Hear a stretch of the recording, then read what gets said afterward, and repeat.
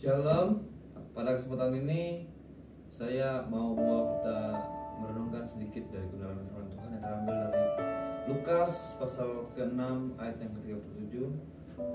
Firman Tuhan berkata demikian, "Janganlah kamu menghakimi, maka kamu pun tidak akan dihakimi.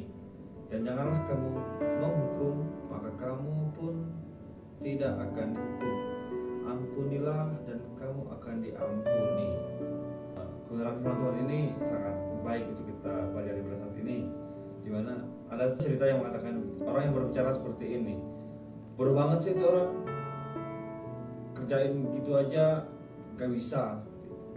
Ada juga orang yang mengatakan, ih itu orang tatoan tapi berani sekali pergi ke gereja. Apakah perkataan-perkataan seperti itu membangun atau enak untuk didengar, saudara-saudara? Mungkin ada di antara kita atau ada di antara manusia yang bisa menghadapi perkataan-perkataan itu sebagai suatu batu loncatan atau sebagai motivasi supaya dia bisa mengerjakan segala sesuatu dengan lebih benar dan lebih baik lagi. Pasti ada orang yang seperti itu, yang menganggap perkataan-perkataan atau hinaan-hinaan orang itu, kata-kata penghakiman itu sebagai motivasi untuk mereka bisa berubah ataupun menjadi lebih baik dari sebelumnya. Akan tetapi ada juga orang-orang yang menerima perkataan itu sebagai sebuah panah api yang menancap di hati mereka, yang membuat mereka pastinya terluka. Pasti ada orang juga yang tidak bisa menerima perkataan atau hinaan atau kata-kata menghakimi itu karena mereka menganggap mereka rendah ataupun sebagainya. Ada juga orang seperti ini, saudara ya. Tuhan nggak semua orang bisa menerima perlakuan yang sama dari orang lain seperti itu.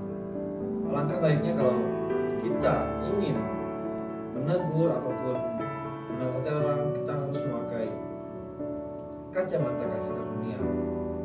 Ya, jangan kita memakai kacamata dunia seperti itu. Kenapa? Karena kasih karunia itu bisa membuat orang yang berbuat dosa ataupun yang membuat kesalahan itu bisa bertobat seperti itu, saudara, dan mendapat pertolongan yang sejati.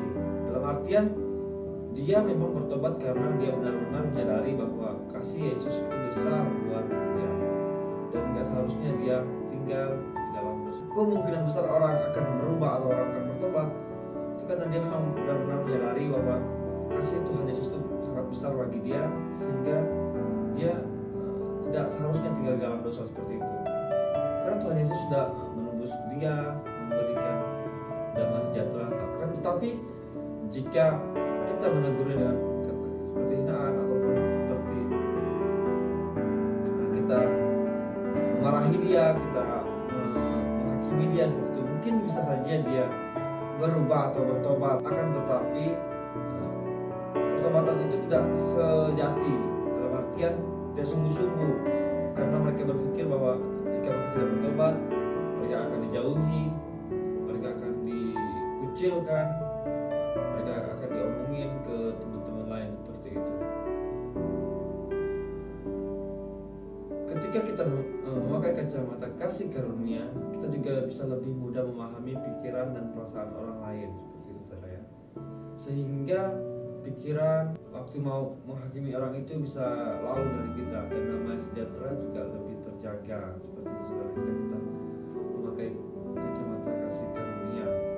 Ingat, yang manusia butuhkan itu dari sesamanya ketika dia mau bertobat, itu bukan kata-kata penghakiman yang menjatuhkan, saudara-saudara, akan tetapi kata-kata firman yang adil, yang benar dan menasihati dan penuh kasih. Itu yang dibutuhkan jika orang mau bertobat seperti itu. Jangan ada kata-kata penghakiman, karena tidak semua manusia yang sama seperti itu, saudara. Dan yang menjadi kesimpulan untuk kita pada saat ini, jangan suka menghakimi orang lain, karena Tuhan saja yang berhak untuk menghakimi orang. Sekian renungan yang saya sampaikan.